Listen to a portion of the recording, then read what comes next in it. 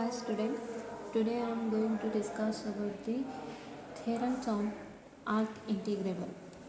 So the first theorem, if m and capital M and small m be the supremum and infimum of f of x in closed interval a b, then we have to prove that m into b minus a, which is less than or equal to lower sum and which is less than or equal to upper sum, which is less than or equal to capital M into b minus a. So supremum and infimum means supremum means it is upper bound, infimum means it is lower bound. So capital M can be considered as supremum and small m can be considered as lower bound of f of x in the closed interval ab. To prove this theorem, we have to divide this closed interval ab into the subintervals by the points of p is equal to, that is already we know about how to divide the closed interval ab as subintervals, that is partition p. So proof, start with the proof. Now divide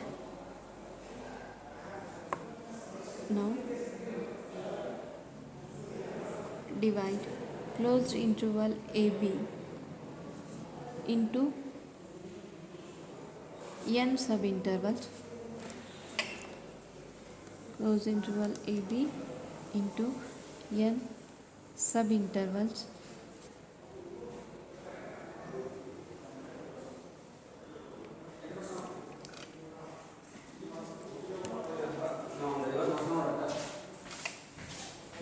by the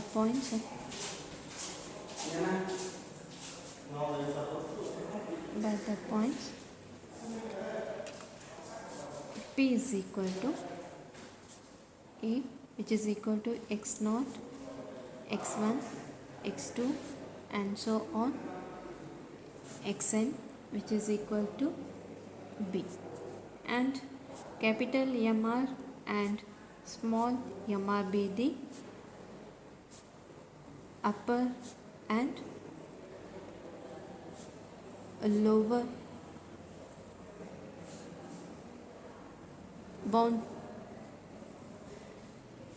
in the rth subinterval.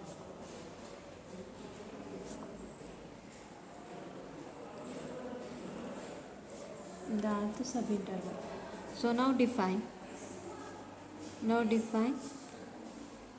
two sums, namely that is upper sum u of pf, which is equal to summation r going from 1 to n mr into delta r, and lower sum, that is L of pf, is equal to summation r going from 1 to n small mr into delta r. Already we know that is lower bound is less than or equal to small mr, lower bound of r subinterval, and which is less than or equal to capital MR and which is less than or equal to capital M. So take summation, multiply delta r on each term, that is m into delta r, which is less than or equal to small mr into delta r, which is less than or equal to capital MR into delta r, which is less than or equal to m into delta r. So take summation on each term. So it is summation m into delta r, which is less than or equal to summation mr into delta r, which is less than or equal to summation capital MR into delta r, which is less than or equal to summation capital M into delta r. So again it is MR, capital MR and capital M are constant terms, so take outside the summation sign, that is summation are going from 1 to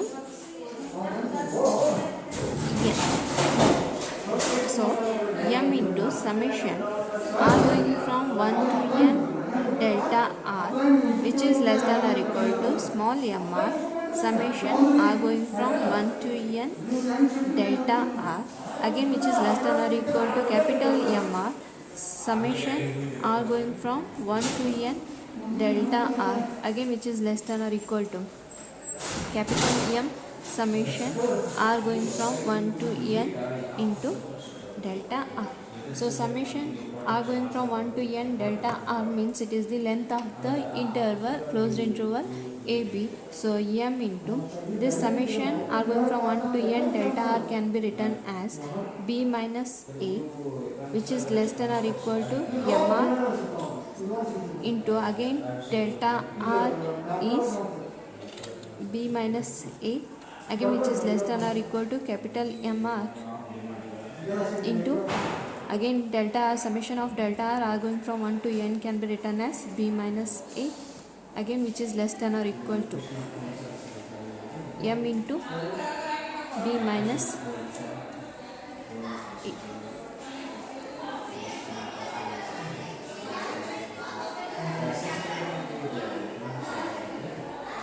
So here m into summation r going from 1 to n delta r is length of the r subinterval. So again here we write this term as less than or equal to summation mr into delta r going from 1 to n, which is less than or equal to again summation r going from 1 to n capital M into delta r, which is less than or equal to m into this summation r going from 1 to n delta r.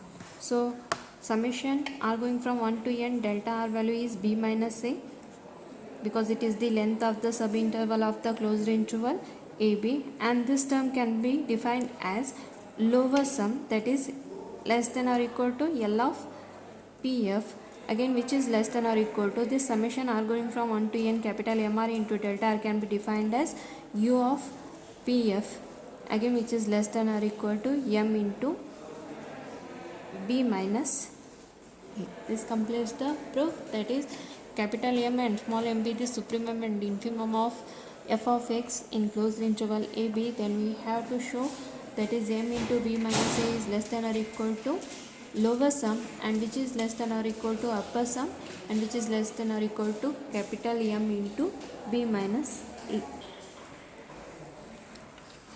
The next theorem is, if a function f can be defined as closed interval AB to the real number set R is a bounded function and P belongs to the closed interval AB, then we have to prove that the lower sum, that is L of PF, is less than or equal to upper sum, that is U of PF. Therefore here the given function is f can be defined as closed interval AB to R, and closed interval AB can be divided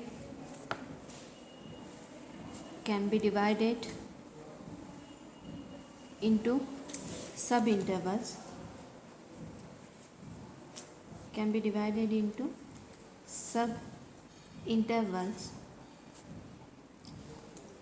that is P is equal to A, which is equal to x0, x1, x2 and so on, xn, which is equal to B. Consider rth subinterval.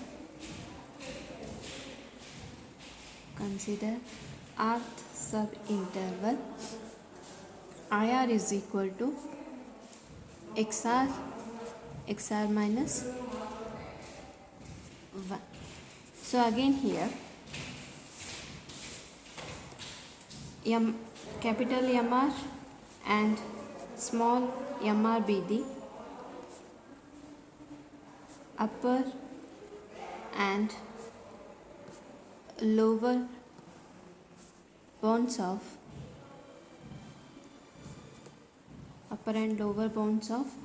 rth subinterval,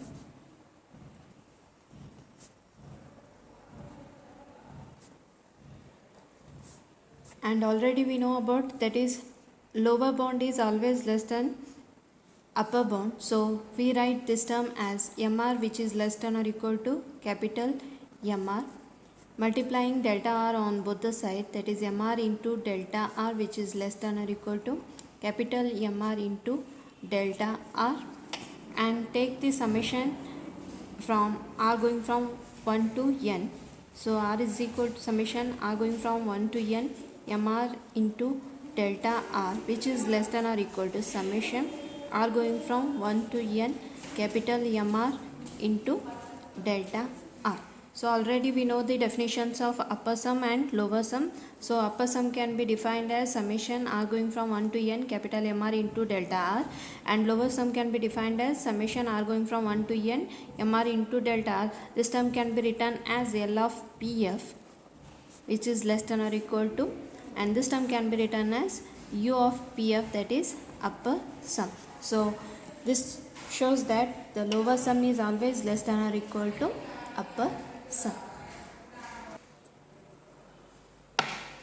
The next theorem is, if function f can be defined as closed interval a b to R is a bounded function, then we have to show that the lower Riemann integral is less than or equal to upper Riemann integral. Or this question can also be asked like this, that is, prove that lower Riemann integral cannot exceed the upper Riemann integral. So start the proof. Here we have to consider or assume that is lower upper Riemann integral is less than or equal to lower Riemann integral a to b bar f of x is less than or equal to the lower Riemann integral a bar to b f of x with respect to x. So then next consider there exists a constant k. There exists a constant k such that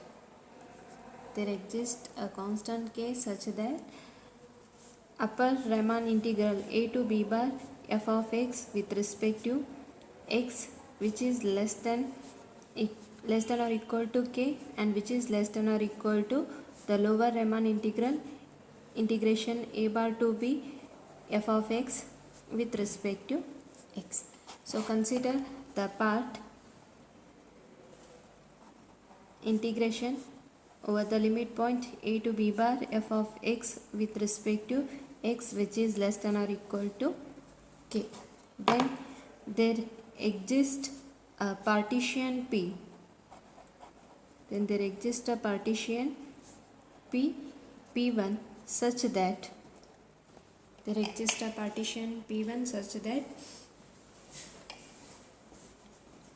U of P1 f, which is less than or equal to k. There exists a partition P1 such that the upper sum of the function f with the partition P1 can be written as U of P1 f, which is less than or equal to k. So again call this as equation 1. Similarly, consider k, which is less than or equal to integration between the limit a bar to b f of x with respect to x. Again there exists a partition P2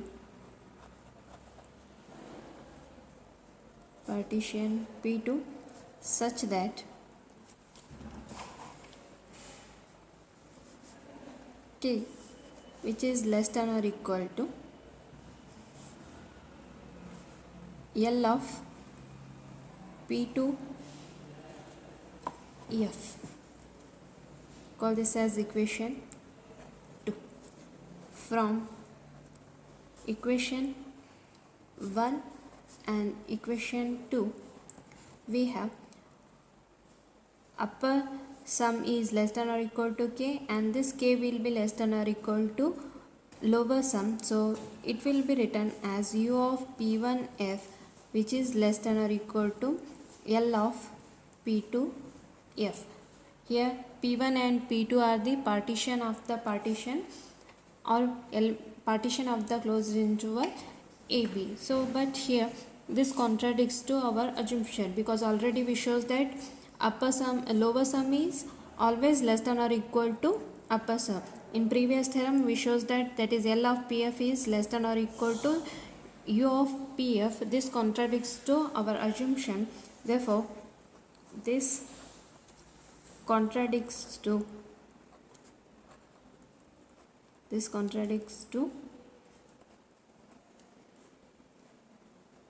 our assumption, because lower sum, that is L of PF, is always less than upper sum, that is U of PF. L of PF is always less than or equal to U of PF. Therefore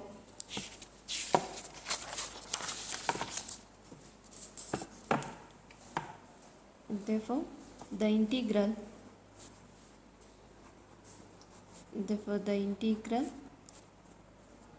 assumption is, that is integration a to b bar f of x with respect to x, which is less than or equal to integration between the limit a bar to b f of x with respect to x, is not true. Therefore integral a bar to b is always less than or equal to integral a to b bar, or we write it as lower Riemann integral a bar to b f of x with respect to x is always less than or equal to the upper Riemann integral a to b bar f of x with respect to x.